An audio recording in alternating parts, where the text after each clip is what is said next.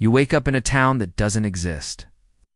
Streetlights hum, a bakery opens. Neighbor waves, except the neighbor is a composite of 1,000 faces, and the town itself is stitched from satellite tiles, diary fragments, and public camera angles. The sign on the square says, "Welcome back." Back where? That greeting is the hook. Because this isn't a place on any map. It's a memory the algorithm built for you. Right now, creators are pushing generative tools to do something new, not just make images or voices, but construct living worlds that feel like they've known you forever. The obsession isn't realism, it's recognition. When the scene knows your favorite song, when the skyline bends into a shape you once drew in school, you feel a jolt like déjà vu someone else engineered. One creator fed an AI fragments from family home videos laughter, door chimes, the way a parent says your name, and asked it to rebuild the street from those echoes. The result looked wrong at first. Windows too tall, shadows a bit too soft.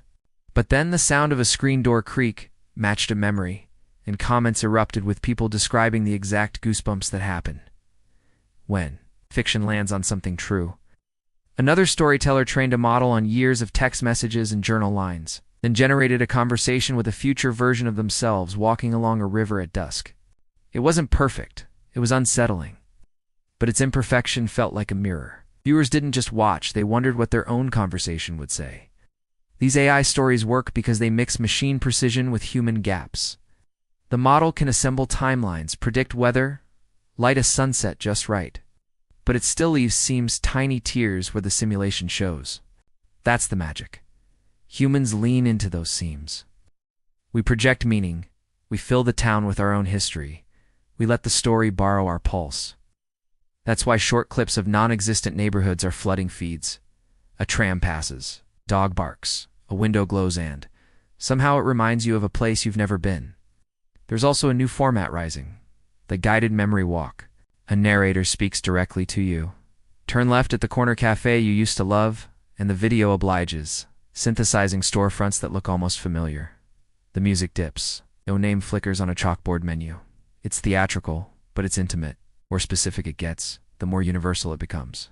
People don't share these videos because they're fooled. They share them because they're moved. The story admits it as an invention while asking a bigger question. What if the future of fiction is customized, not to flatter us, but to challenge us? There are risks, of course. A story that knows your contours can feel invasive. That's why the best creators are drawing clear lines. Composites, not copies. Archetypes, not identities. They use the data of mood blue hour, light rain, distant laughter, rather than the data of faces. And they pair spectacle with restraint. Fewer cuts, slower pans, a voiceover that leaves space for your thoughts. The point isn't to trick you into believing, it's to invite you to feel.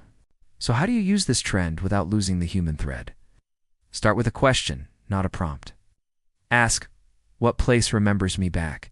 Then build with constraints, 2 streets, 1 song, 3 details you can smell. Let the model do the heavy lifting, but keep one hand on the frame. The story should breathe like a dream you can almost retell in daylight. And when it ends, leave a door ajar. Audiences don't want an answer. They want a corridor they can walk again. If you've ever wanted to step into a memory you never had, this is your moment. The tools are here, the town is waiting, the lights are already on.